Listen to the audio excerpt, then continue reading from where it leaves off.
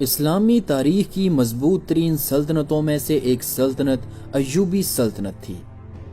یہ کردوں کی وہ حکومت تھی جس نے 90 سال کے طویل عرصے کے بعد بیت المقدس کو عیسائیوں سے آزاد کروایا تھا۔ 12ویں صدی عیسوی میں ایوبی سلطنت دیکھتے ہی دیکھتے مصر اور مشرق وسطی میں پھیل گئی۔ ایوبی سلطنت کے بانی سلطان صلاح الدین ایوبی تھے کہ جنہوں نے اس عظیم سلطنت کی بنیاد رکھی، اور انہوں نے اپنے والد نجم الدین ایوبی کے نام پر اس سلطنت کا نام ایوبی سلطنت رکھا۔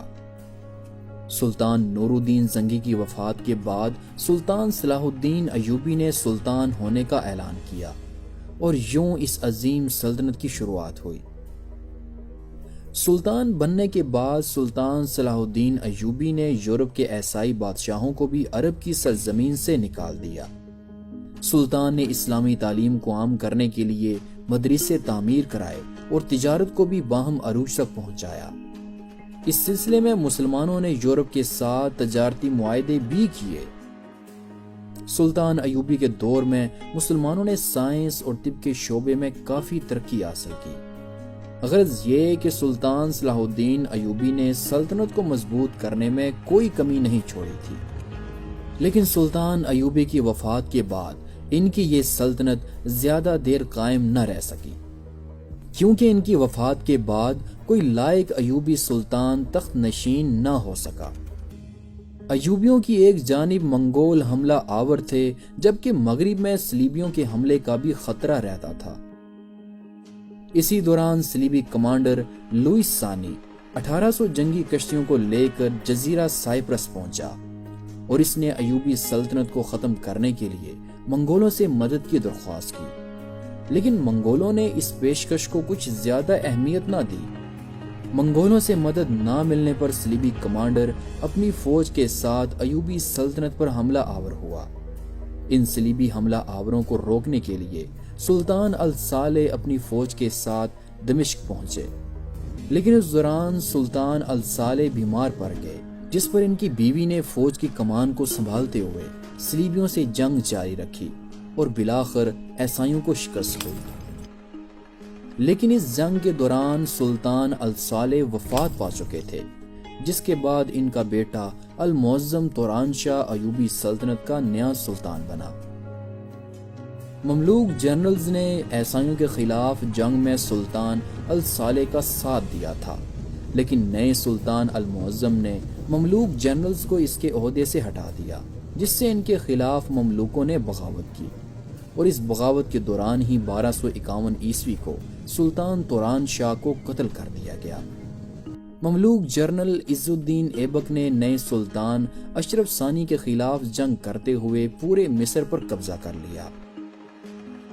1251 عیسوی کے آخر میں ایوبی سلطان الناصر یوسف نے اپنی پوری طاقت کے ساتھ مملوکوں کے خلاف جنگ جاری رکھی، لیکن سلطان الناصر کو اس جنگ میں شکست ہوئی۔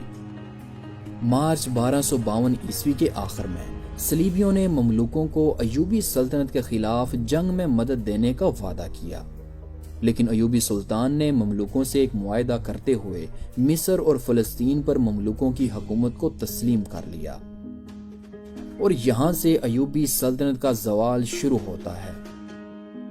ایوبیوں اور مملوکوں کے درمیان یہ معاہدہ زیادہ دیر نہ چل سکا، کیونکہ ایوبی سلطان یوسف نے ایک خط بغداد کے عباسی خلیفہ کے پاس بھیجا، تاکہ عباسی خلیفہ اسے سلطان تسلیم کرتے ہوئے مسلم دنیا میں اس کے سلطان ہونے کا اعلان کریں، لیکن سلطان یوسف سے پہلے ہی مملوک سلطان اپنا قاصد عباسی دربار میں بھیج چکے تھے۔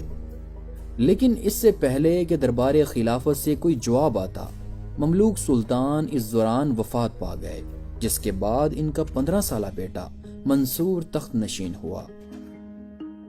ادھر دمشق میں ایوبی سلطان کے حامی مملوک انہیں مملوک سلطنت پر حملے کے لیے دباؤ ڈال رہے تھے، لیکن سلطان یوسف نے مملوکوں پر حملے سے انکار کر دیا۔ مملوکوں اور ایوبیوں کے درمیان طاقت کی یہ جنگ جاری ہی تھی کہ منگول کمانڈر ہلاکو خان نے 1258 عیسوی میں بغداد پر حملہ کر دیا، اور عباسی خلیفہ المستعصم باللہ کو ہلاکو خان نے قتل کر دیا۔ ایوبی سلطنت منگولوں کے خلاف لڑنے کی طاقت نہیں رکھتی تھی، اسی لیے ایوبی سلطان نے ہلاکو خان سے امن مذاکرات کی کوشش کی، جسے ہلاکو خان نے مسترد کر دیا، اور 1260 عیسوی میں ہلاکو خان ایوبی سلطنت کے مشرقی حصے کو فتح کرتا ہوا دمشق جا پہنچا۔ منگول اب ایوبی سلطان کے پیچھے تھے۔ سلطان یوسف بچے کچے دستوں کے ساتھ پسپائی اختیار کرتے ہوئے مملوک سلطنت کی سرحد تک آ پہنچے، اور یہاں منگولوں اور سلطان یوسف کے درمیان ایک آخری جنگ ہوئی، جس میں ایوبی سلطان کو منگولوں نے شہید کر دیا۔ 1260 عیسوی میں مملوکوں نے سیف الدین قدس کو نیا مملوک سلطان بنایا، جنہوں نے منگولوں کو عین جالوت کے مقام پر ذلت آمیز شکست سے دوچار کیا، جس کے بعد جلد ہی مملوکوں نے مشرق وسطیٰ پر قبضہ کرتے ہوئے منگولوں کو نکال باہر کیا، اور یوں سلطان صلاح الدین ایوبی کی بنائی ہوئی عظیم سلطنت ایوبی سلطنت کا اختتام ہوا۔